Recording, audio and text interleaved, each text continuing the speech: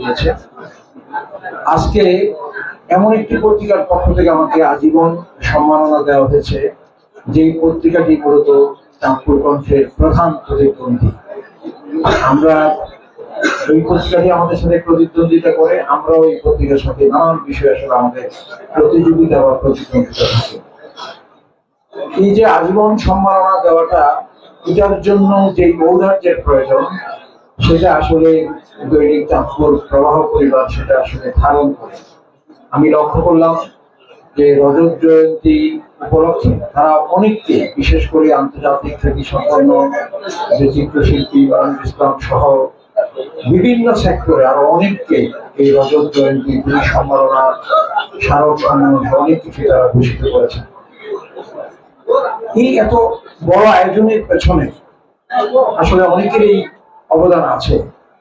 বিশেষ করে শফিকুল্লাহ সরকারের অনুপস্থিতিতে তার সুযোগ্য সহধর্মিণী, যিনি মতলব উত্তরের মহিলা ভাইস চেয়ারম্যান পদে সুযোগ্য নেতৃত্ব দিয়েছেন, সুষ্ঠুভাবে দায়িত্ব পালন করেছেন, তার এবং আলহাজ ওমর পাটোয়ারি, তার কথাটি আসলে আমরা না বললেই নয়, যিনি আজকে সভাপতিত্ব করছেন।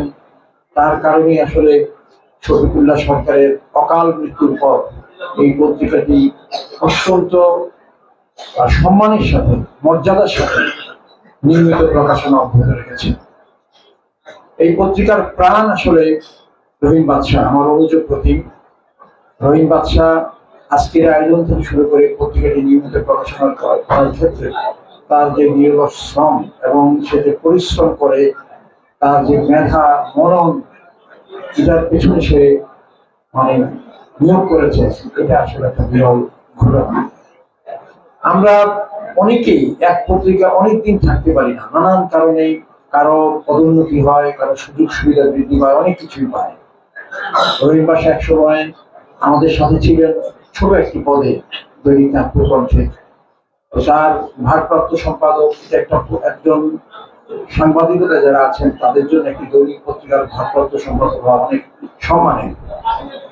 রহিম বাদশাহের মধ্যে যে যোগ্যতা আছে, সে কিন্তু চাঁদপুরের অন্য কোনো পত্রিকা, ঢাকার অন্য যে কোনো পত্রিকায় কিন্তু সম্পাদক, যুগ্ম সম্পাদক, বার্তা সম্পাদক বা ভারপ্রাপ্ত সম্পাদক হতে পারতেন। কিন্তু এই যে একটি পত্রিকার প্রতি ভালোবাসা, আমার মতো আমি যেরকম শুধু চাঁদপুর কণ্ঠে পড়ে আছি, আমাকে শফিকুল্লাহ সরকার বলেছিলেন যে আপনি আমার পত্রিকায় চলে আসেন। আমি বললাম, আপনার চাচা শ্বশুর ইকবালুল বাসার তো তেলে বেগুনে খেপে যাবে, আত্মীয়তার সম্পর্ক নষ্ট হয়ে